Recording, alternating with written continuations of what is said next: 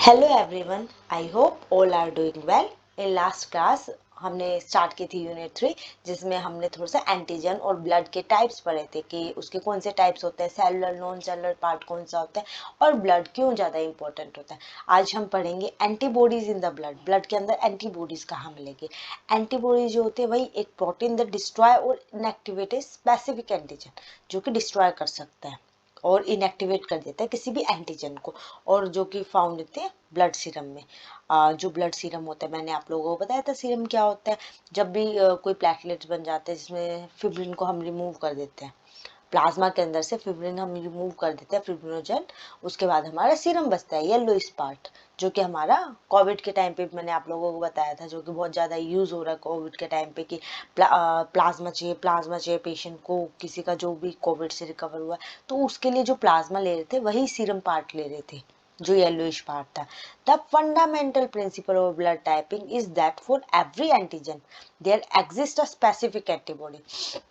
हर एक एंटीजन के लिए एक स्पेसिफिक एंटीजन बॉडी बनी हुई, एंटीबॉडी बनी हुई है। लाइक एंटीबॉडी ए के लिए हमारा स्पेसिफिक एंटीजन है ए, एंटीबॉडी बी के लिए specific antigen B, antibody D के लिए स्पेसिफिक फॉर डी एंटीजन। तो एंटीसीरम ए सीरम, एंटीसीरम क्या है, a serum containing antibody that react against antigen. ये एंटीसीरम ये है जो कि कंटेन कर रहा है, खुद के अंदर ही एक एंटीबॉडी को कंटेन कर रखा है जो कि रिएक्ट करेगी अगेंस्ट एंटीजन। जो भी एंटीजन होगा उसके अगेंस्ट रिएक्ट करते हैं, उसे हम एंटीसीरम बोलते हैं। अब antibodies react with its specific antigen and no other. जो हमारी एंटीबॉडीज होते हैं वो रिएक्ट करेगी, लाइक मैंने अभी पीछे क्या बताया कि एंटीबॉडी ए है तो वो स्पेसिफिक जो इसके एंटीजन ए है उसी के अगेंस्ट रिएक्ट करेगी, तो react with its specific antigen and no other. Like antibody B हम अगर है तो वो रिएक्ट करेगी ओनली कौन से वाले ब्लड के रिक्वेस्ट, जिसके पास बी एंटीजन होगा। तो ये वही है एंटीबॉडी, जो एंटी ए है उसकी एंटीबॉडी रिएक्ट करेगी सिर्फ ए के एंटीजन के साथ। तो यही हमारी एंटीबॉडीज के अंदर है।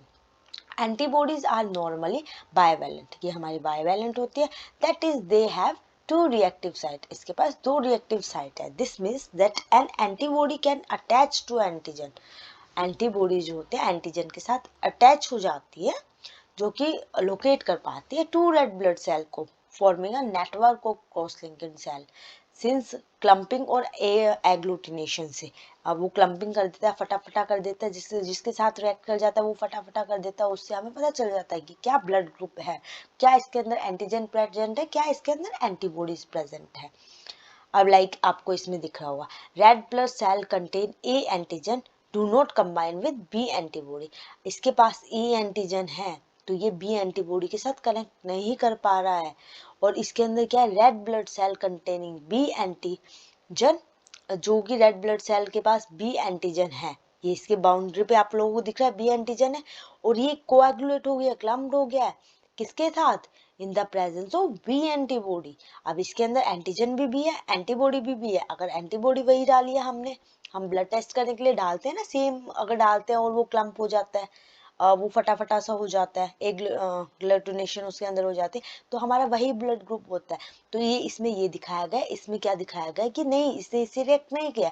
अगर हम इसके अंदर एंटीबॉडी ए डालते तो वो उससे रिएक्ट कर पाता। तो यही हमारा एक सिंपल सा रूल है, और आप लोगों ने ये 12th क्लास में भी पढ़ा होगा, तो that's normally a basic thing.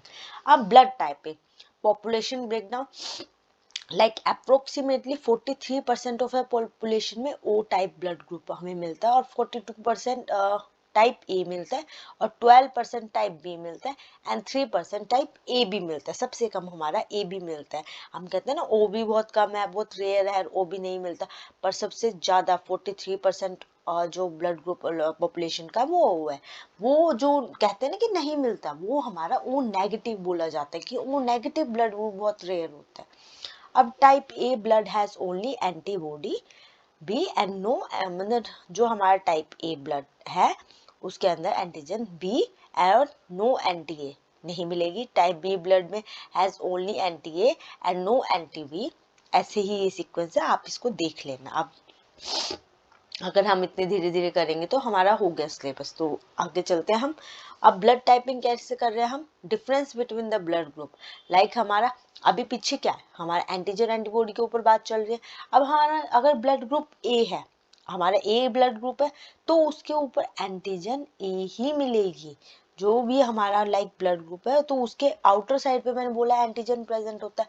अब उसके ऊपर अगर हम ए एंटीबॉडीज डाल देते हैं तो वो उसके साथ कोएगुलेट कर जाएगी। तो उससे हमारे क्या पता चल जाएगा कि हमारे पास वही ब्लड ग्रुप है ना। अभी पीछे मैंने बताया था इस वाली स्लाइड में कि अगर बी है तो बी एंटीबॉडी डाली है तो उससे कोएगुलेट कर गई है। कोएगुलेट करने से हमें क्या पता चल गया कि यही हमारा ब्लड ग्रुप है। अब ए एंटीजन है और ए एंटीबॉडी डाली है, उससे कोएगुलेशन हो गया। अगर हम इसके अंदर बी डालते और कोएगुलेशन नहीं होता तो वो हमारा कुछ नहीं है, वो हमारी एंटीबॉडी होते हैं। हमेशा एक नॉर्मली से मैं अपना लॉजिक बताती हूँ। जब मैंने ये याद किया था कि जो भी हमारा ब्लड ग्रुप है वो तो उसके अंदर वही एंटीजन है, पर एंटीबॉडी जो है उसके अपोजिट होती है। लाइक एंटीजन ए है तो एंटीबॉडी इसके अंदर बी है, जो कि हमारे सीरम के अंदर प्रेजेंट है। जो मैंने बताया प्लाज्मा से जो सीरम बचता है हमारा फिब्रिन रिमूव करने का, उसके अंदर हमारी एंटीबॉडीज मिलती है। एंटीबॉडीज नॉर्मली हमारे हर तरह के सीरम में मिल जाते हैं। लाइक सलाइवा में भी हम एंटीबॉडीज निकालते हैं, एंटीबॉडीज के थ्रू ही हम ब्लड ग्रुपिंग पता करते हैं।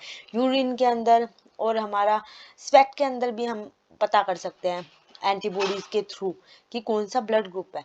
ऐसे ही ब्लड ग्रुप बी है, उसका एंटीजन बी है, उसकी एंटीबॉडीज ए है। तो आप ये देख लेना ए बी जो है हमारे इसके अंदर एंटीजन ए एंड बी दोनों है, जिसे ब्लड ग्रुप तो बहुत है पर इसके अंदर कोई भी एंटीबॉडीज नहीं है। तो इसके अंदर कोई एंटीबॉडी नहीं है तो यूनिवर्सल रेसिपिटेंट है। इसके अंदर मतलब किसी को भी एक्सेप्ट कर सकता है, किसी के ब्लड को ले सकता है ए बी जो होता है, क्योंकि ए को भी ले पाएगा, किसी अंदर एंटीबॉडी भी नहीं है जो इसको रिएक्ट कर पाए, और ये बी को भी ले पाएगा। अब ओ जिसके अंदर कोई भी एंटीजन नहीं है, क्योंकि जो मैंने बोला जो ब्लड ग्रुप होता है उसके आउटर पे वही मिलेगा, तो ये हमारे यूनिवर्सल डोनर है। ये किसी को भी दे सकता है क्योंकि इसके अंदर क्या है, दोनों एंटीबॉडीज है, antibody A and antibody B. तो antigen represent by capital A, ये तो आप देख लो मैंने बता दिया तो आपको पता चल गया होगा। Techniques of determination of blood group of blood stain. हम ब्लड ग्रुप को हम ब्लड स्टेन से कैसे कर सकते हैं, कुछ हमारी ये टेक्निक्स है।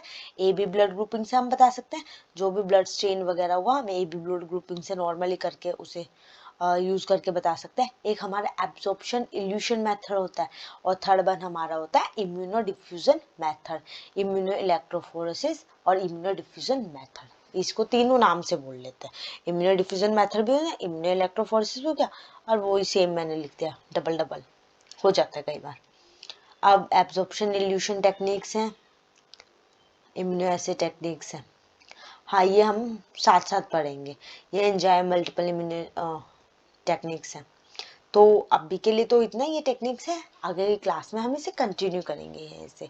Okay bye, I hope you like it. Please like and share and subscribe my channel. Bye.